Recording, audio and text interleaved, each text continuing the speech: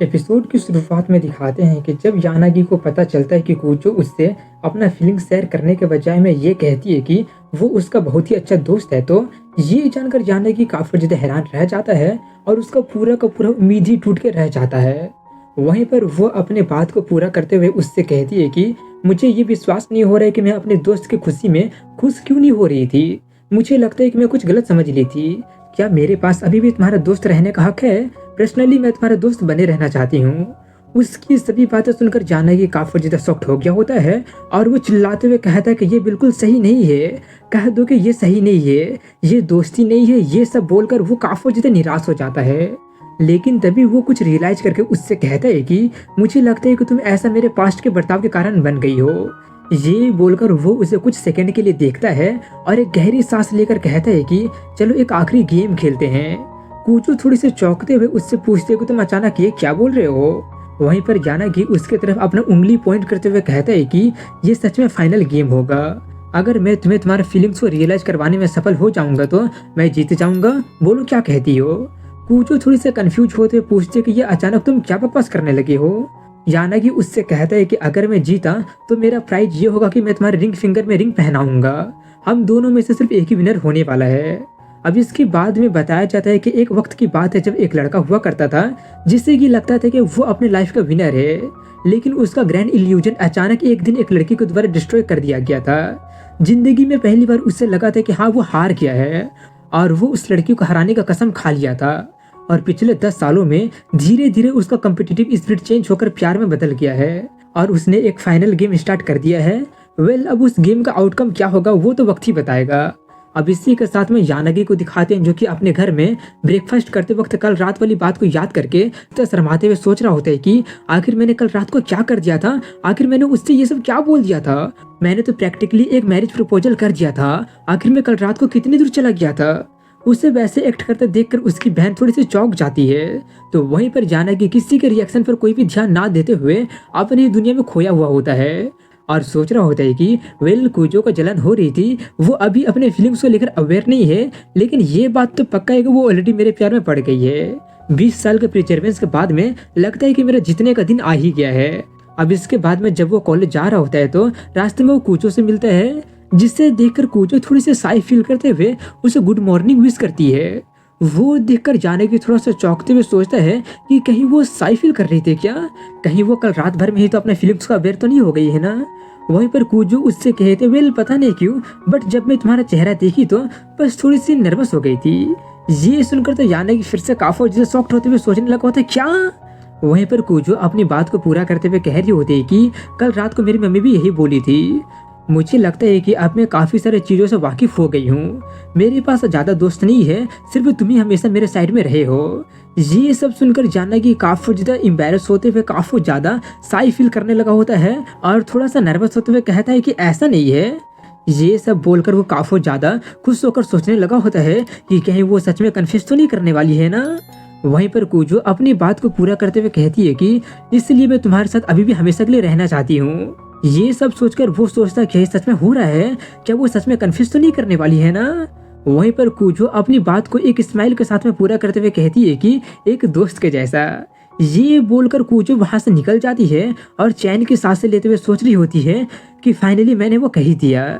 तो दूसरे तरफ में उसका इस जवाब से यानागी फिर से काफी ज्यादा शॉक्ड हो गया होता है क्योंकि वो बेचारा फ्रेंडजन हो गया होता है। अब इसके बाद में जब यह बात कूजो के दोस्त को पता चलता है तो वो काफी ज्यादा शॉक्ड होकर और यानागी के लिए उसे बहुत ज्यादा बुरा फील करते हुए उससे पूछती है कि क्या तुम सच में उससे यही कही थी ना। कूजी इसके जवाब में कहती है हाँ क्या हो गया है, इसमें इतना फनी बात क्या हो गया है, तुम हंस रही हो या फिर रो रही हो, कुछ समझ नहीं आ रहा है। उसका कन्फर्मेशन देखकर फुजिमिटो काफी ज्यादा हंसने लगी होती है और उससे कहती है कि सुनो मिको, जब वो मुझे कुछ दिन पहले अपने फादर का कंपनी दिखा रहा था तब वो मुझसे तुम्हारे बारे में बहुत ही सारा सवाल पूछ रहा था, तुम्हारा बारे में बहुत ही कुछ पूछ रहा था और वो कहा था कि तुम ज़्यादा फ्रेंडली नहीं हो और थोड़ी सी अजीब भी हो, मगर तुम एक बैड पर्सन नहीं हो, इसलिए प्लीज उसके साथ अच्छे से गेट अलोंग होना। ये सब वो मुझसे बोला था। ये सब सुनकर कूजी थोड़ी सी चौंक कर उससे पूछती है कि क्या वो सच में ऐसा बोला था। अगर ऐसी बात है तो मुझे यानागी के परसेप्शन को फिर से चेंज करना पड़ेगा। ये सब सुनकर उसकी दोस्त खुश होने लगी होती है क्योंकि उसे लगता है कि अब वो समझ गई है। लेकिन वहीं पर कूजो अपने बात को पूरा करते हुए कहती है कि मुझे लगा नहीं था कि यानागी अपने सभी दोस्तों के बारे में इतना ज्यादा चिंता करता है। ये सुनकर तो उसकी दोस्त काफी ज्यादा शॉक्ड हो जाती है, क्योंकि उसे लगा नहीं था कि कूजो का EQ इतना ज्यादा कम होगा। वहीं पर कूजो उससे कह रही होती है कि अब मुझे यानागी का दोस्त बनने के लिए वर्दी होना पड़ेगा, अब मुझे मेरा सराउंडिंग पर ज्यादा ध्यान देना पड़ेगा। ये सब सुनकर फूजीमोटो को यानागी के लिए और ज्यादा बुरा लगने लगता है और वो उससे कुछ बातें करने लगती है। अब इसके बाद में अगले सीन में यानागी को दिखाते हैं, जहाँ पर वो सोच रहा होता है कि जरूर कूजो प्यार को दोस्ती समझकर एक गलतफहमी वो पाल ली होगी। हाँ, ऐसे ही हुआ होगा, क्योंकि वो कूजो है यार, ऐसे गलती तो वो कर ही सकती है। लेकिन तभी वो अपने आसपास के लोगों की बातें सुनने लगता है, जिसमें से एक लड़की कहती है कि एक बंदा है जिससे कि लगता है कि मैं उसे पसंद करती हूँ, लेकिन ऐसा कुछ है ही नहीं। ऐसा जब भी होता है तो वो मुझे बिल्कुल भी पसंद नहीं आता है। उस लड़की की बातें सुनकर यानागी का पूरा कॉन्फिडेंस पानी में चला जाता है और वो वहां से भाग जाता है। ये सब कंफर्म करने के लिए वो जाने लगा होता है कि जो वो सोच रहा है वो सही भी है या फिर नहीं है। दूसरी तरफ में कूजो को दिखाते हैं, जहाँ पर वो अकेले बैठकर खा रही होती है। उसे अकेले खाते देखकर यानागी रोते हुए कहने लगा होता है कि तुम फिर से अकेले खा रही हो, तुम अभी भी अपना लोनली लाइफ को जी रही हो क्या? ये बोलकर वो उसके पास जाकर बैठकर उससे पूछता है कि फूजीमोटो का क्या हुआ, तुम अकेले क्यों खा रही हो? वो कहती है कि ऐसा लग रहा है जैसे वो क्लास प्रेजेंटेशन के लिए प्रिपेयर कर रही है। ये सुनकर यानागी थोड़ा सा नर्वस होते हुए उससे पूछता है कि अगर ऐसा होता है तो तुम मुझे क्यों नहीं बुला लेती हो? कूजो खाते हुए एकदम नॉनचेंट अंदाज में उससे पूछते क्यों? ये सुनकर यानागी काफी ज्यादा हैरान और दुखी हो जाता है। तभी वहां पर एक लड़की आकर यानागी से पूछने लगी होती है कि काफी दिन हो गया है ना। यानागी उसका नाम को भूल गया होता है, उसे सिर्फ इतना याद होता है कि वो दोनों एक ही क्लब में है। वहीं पर वो लड़की उससे पूछ रही होती है कि क्या कल तुम ड्रिंकिंग पार्टी के लिए जा रहे हो? भूल मत जाना, सभी लोग तुम्हें मिस कर रहे हैं। तभी उसकी नजर कूजो पर चली जाती है और वो उससे पूछ लेती है कि ये कौन है? एक सेकेंड, अब ये मत कहना कि ये तुम्हारी गर्लफ्रेंड है। ये सुनकर यानागी काफी ज्यादा सरप्राइज हो गया होता है, मगर वहीं पर कूजो तुरंत जवाब देते हुए कहती है नहीं, ये मेरा दोस्त है। उसका इतना स्पीड में जवाब सुनकर यानागी फिर से काफी ज्यादा शॉक्ड और निराश हो जाता है। उस लड़की के जाने के बाद में यानागी काफी ज्यादा दुखी होकर वहां पर बैठा होता है। तभी वो उससे पूछती है क्या तुम लंच नहीं करने वाले हो? वो कहता है कि मुझे भूख नहीं है। ये बोलकर सोचता है कि इसके बारे में मैं सोचना तो नहीं चाहता हूँ, लेकिन क्यों, ये सिर्फ वन साइडेड था। पिछले 10 सालों में मैं सिर्फ इसका दोस्त ही बन पाया हूँ। ये सब सोचकर वो रोने लगता है। उसे वैसे एक्ट करते देखकर वो सोचती है कि ये फिर से अजीब बर्ताव करने लगा है। ये सोचकर वो उससे पूछती है कि क्या तुम क्लब के ड्रिंकिंग पार्टी में जा रहे हो जिसके बारे में वो लड़की बातें कर रही थी? कल मेरे एक क्लब मीटिंग है, अगर तुम नहीं जा रहे हो तो मैं। उसका बात को पूरा करने देने से पहले ही वो काफी ज्यादा शॉक्ड होकर पूछता है क्या क्लब, तुम कोई क्लब ज्वाइन कर ली हो क्या? वो कहती है हाँ मैं क्लब ज्वाइन करने वाली हूँ। ये सुनकर यानागी फिर से काफी ज्यादा शॉक्ड होकर उससे पूछने लगा होता है कि कौन सा क्लब है? वो कहती है एस्ट्रोनॉमी क्लब है। फूजीमोटो भी उस क्लब में है। वो कही कि उनके पास में ज्यादा मेंबर नहीं है, इसलिए वो मेंबर ढूंढ रही है। मैं सच में एस्ट्रोनॉमी में ज्यादा इंटरेस्टेड तो नहीं हूँ, लेकिन सोचा कि चलो ट्राई करके देख लेते हैं। ये सब सुनकर यानागी काफी ज्यादा हैरानी से चिल्लाते हुए कहता है कि मगर जब मैं तुम्हें टेनिस क्लब को ज्वाइन करने के लिए पूछा था तब तो तुम मुझसे ये बोलकर मना कर दी थी कि पार्ट टाइम जॉब के लिए मेरे पास टाइम नहीं रहेगा और मैं टेनिस में उतना ज्यादा इंटरेस्टेड भी नहीं हूँ। कूजो इसका जवाब में उससे कहती है क्योंकि फूजीमोटो थोड़ी सी परेशान है, इसलिए मैं उसके हेल्प में आना चाहती हूँ।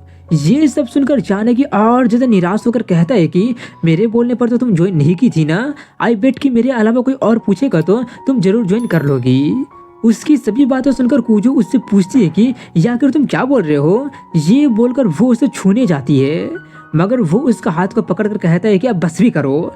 ये बोलकर वो वहां से गुस्से में भागते हुए कहता है कि जो करना है वो करो, स्टूपिड कहीं के।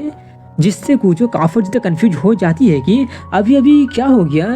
तभी उसे फूजी फोन करके उससे पूछती है कि क्या तुम यानागी से बातें की? वो कहती है कि मैं उससे बातें करने की कोशिश तो की थी, मगर पता नहीं कि वो गुस्सा होकर भाग गया। दूसरी तरफ में यानागी को दिखाते हैं जो कि भागकर अपने सीट पर जाकर बैठकर सोचने लगा होता है कि आखिर मैं कूजो को लगता क्या हूँ और मैंने उसे स्टूपिड क्यों बोला। ये तो सच में काफी ज्यादा रिडिक्यूलस है। क्या मैं सच में बेवकूफ तो नहीं बनते जा रहा हूँ ना? मैं उस लड़की से 10 सालों से परेशान हूँ, आखिर मुझे उसके बारे में पसंद ही क्या आता है? पहले तो मैं सिर्फ उसे हराना चाहता था। एनीवे मेरा टाइप नॉर्मली फेमिनिन, नाइस और क्यूट है, तो आखिर मैं कूजो को पसंद ही क्यों करता हूँ? अब इसके बाद में कुछ समय बाद का सीन दिखाया जाता है जहाँ पर फुजीमोटो कुजो को अपने क्लब में बाकी के लोगों से मिलने लेकर गई होती है, जहाँ पर उसे देखकर सभी के सभी लड़के काफी ज्यादा एक्साइटेड होकर उससे कहने लगे होते हैं कि ये काले बालों वाली लड़की है ना, एक लड़की को तो असल में ऐसे ही होना चाहिए।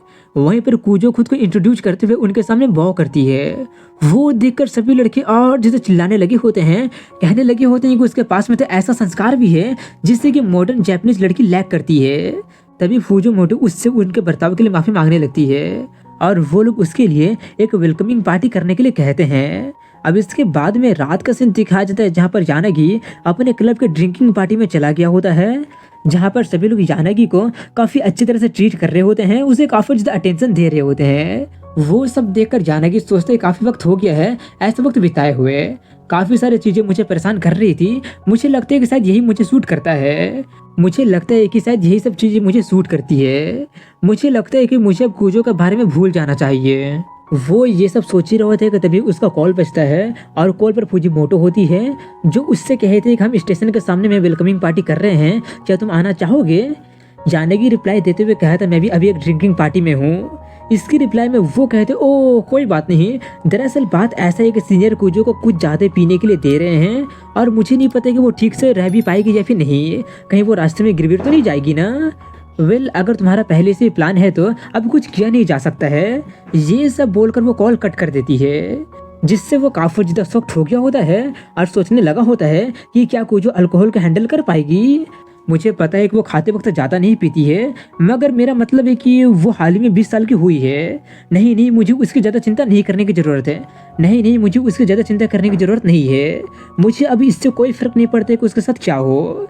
ये सब के लिए वो अपना मन बना लेता है, मगर 15 मिनट के बाद में वो काफ़ी ज़्यादा हाँफते हुए भाग कर वहाँ पर जाकर उसके बारे में पूछने लगता है, जहाँ पर वो ये देखकर काफी ज्यादा हैरान रह गया होता है कि सभी लोग पीकर उलट गए होते हैं सिर्फ कुजो को छोड़कर, और वो अकेले ही अभी तक पिए जा रही होती है। वो अभी भी एकदम शांत होती है और वो यानागी को वहां पर देखकर पूछती है कि तुम यहाँ पर क्या कर रहे हो। यानागी कहता कुछ नहीं, बस ऐसे ही। ये बोलकर वो सोचता है कि आखिर ये मैं कैसे भूल गया कि ये कुजो है, ये कुछ भी कर सकती है। तभी कुजो अपने लिमिट पर पहुंच जाती है और वो वहीं पर सो जाती है। वो देखकर उसका एक सीनियर उसे उठाने की कोशिश करने लगता है, मगर वो नहीं उठती है। वो सब देखकर यानागी जल्दी से उससे छीनकर प्रिंसेस कैरी करके कहता है कि मैं इसे घर लेकर जाता हूँ। वो देखकर वो सीनियर काफी ज्यादा शॉक्ड हो जाता है और पूछता है कि तुम। यानागी उससे कहता है मैं इसका दोस्त हूँ, कि कुछ प्रॉब्लम है क्या? वो कहता है थोड़ा सा डर कर कहता है बिल्कुल भी नहीं। ये बोलकर वो इसका जाने के बाद में ये बोलकर रोने लगा होता है कि मुझे लगा था कि मेरे पास चांस है। उसकी बात सुनकर यानागी जाते हुए अपने मन में कहता है कि मैं इसके साथ 10 सालों से हूँ।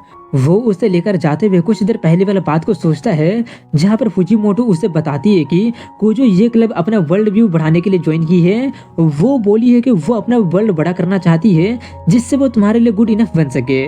वो यही सब मुझसे कही थी। उसका फीलिंग्स तुम्हारे प्रति चाहे जो भी हो, मुझे लगता है कि तुम उसका ड्राइविंग फोर्स हो।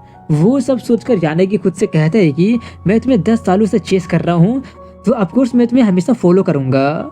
अब इसके बाद में कल का सीन दिखाई देता है, जहाँ पर यानागी भी वो क्लब ज्वाइन कर रहा होता है और कुजो के कुछ पूछे जाने पर वो तुरंत अपना सफाई देने लगा होता है कि मैं ये तुम्हारी वजह से नहीं ज्वाइन कर रहा हूँ।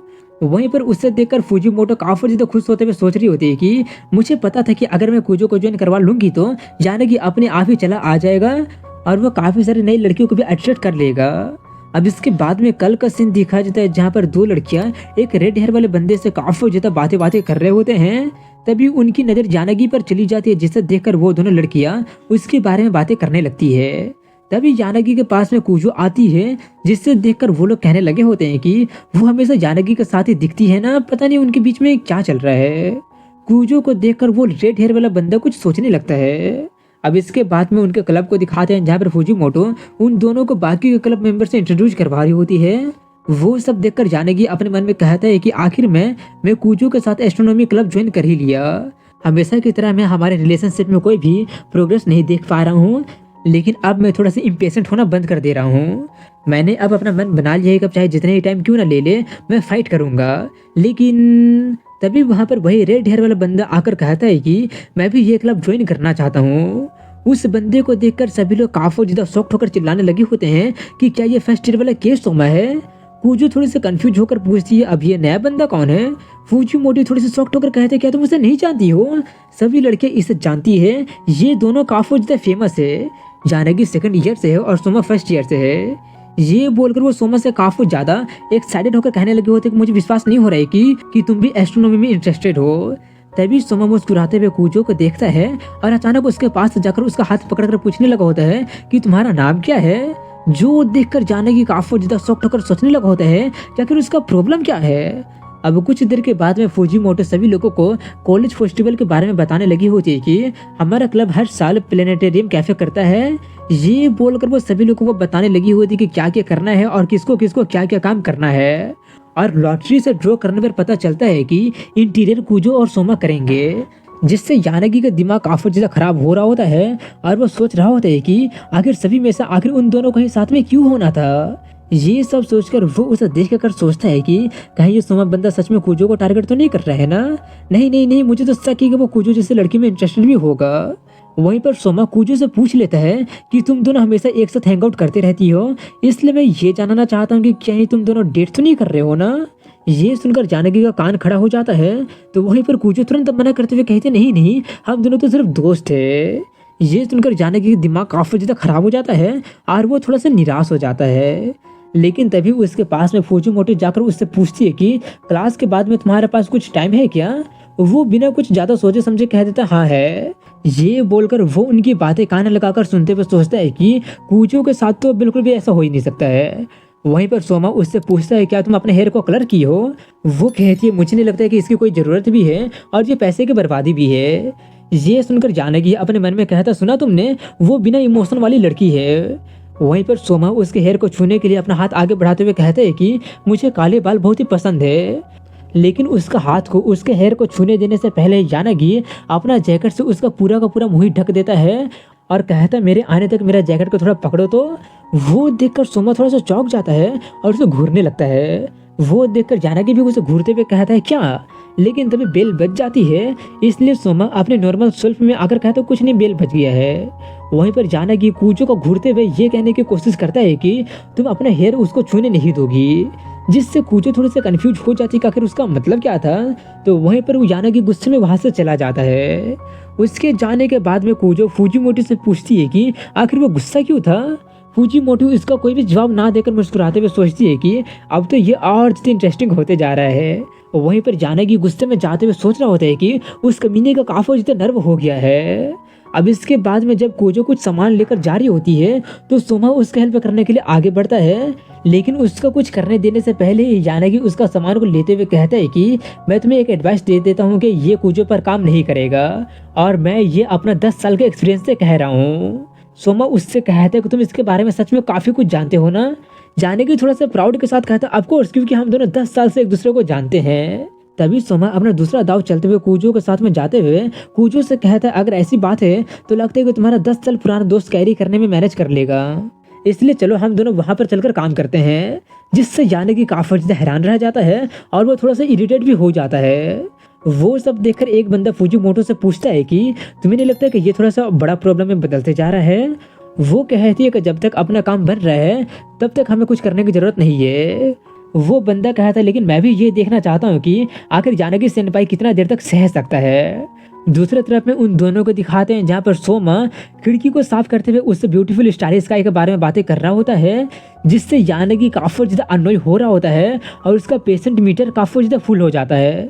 जिससे जानकी काफी ज्यादा अननोय हो रहा होता है और उसका पेशेंट मीटर फुल हो जाता है और वो काफी ज्यादा गुस्से में सोच रहा होता है कि आखिर ये सब हो क्या रहा है, आखिर तुम मुझसे क्या फालतू की बातें कर रही हो। दूसरी तरफ में सोमा को दिखाते हैं जहाँ पर वो अपने मन में कहता है कि तुम्हारा बहुत हिम्मत हो गया है ना, यूजुअली तुम जिससे प्यार करते हो उसे ये भी नहीं बता सकते हो कि तुम कैसा फील करते हो, इसलिए तुम मुझे कोई भी एडवाइस देने में क्वालिफाई हो ही नहीं। ये सोचकर वो कूजो से तारों के बारे में और ज्यादा बातें करने लगता है। वो सब देखकर जानकी का दिमाग काफी ज्यादा खराब होने लगता है और वो अपने मन में शिकायत कर रहा होता है कि तुम मुझसे काफी ज्यादा करीब हो, कूजो तुम्हें थोड़ा सा सावधान रहना चाहिए। तभी जानकी और सोमा के बीच में एक दूसरा बंदा एंटर करके उससे कुछ बातें करने लगता है। दूसरी तरफ में तभी सोमा मौके पर चौका मारते हुए कहता है कि मुझे थोड़ा सा प्यास लगा हुआ है, क्यों ना तुम स्कूल के शॉप से कुछ पीने के लिए क्यों नहीं लाती हो मिकोटो-सान। उसके मुंह से उसका फर्स्ट नाम को सुनकर यानागी शॉक्ड तो हो जाता है, मगर जब वो कूजो के मुंह से भी सोमा का फर्स्ट नाम को सुनता है तो उसके पैरों तले जमीनी खिसक जाती है और वो जल्दी से कूजो का हाथ को पकड़कर दूसरा जगह लेकर जाता है और वो उससे पूछता है कि तुम उसे तुम्हारे फर्स्ट नेम से क्यों बुलाने दी और तुम भी उसका फर्स्ट नेम से क्यों बुला रही हो। ये बोलकर वो थोड़ा सा एम्बैरस हो जाता है और काफी ज्यादा शॉक्ड होकर सोचता है कि तुमने मुझे कभी भी मेरा फर्स्ट नेम से नहीं बुलाई हो। वहीं पर कूजो उससे कहते मैं उसे बोल रही हूँ क्योंकि वो मुझसे कहा है बोलने के लिए, मुझे नहीं पता अगर तुम गुस्सा क्यों हो, अगर यही सब है तो ठीक है मैं जा रही हूँ। ये बोलकर वो जाने ही वाली होती है कि तभी यानागी अपना हाथ दीवार पर मारकर उसे रोक देता है और उससे कहता है कि तुम्हें सावधान रहना चाहिए।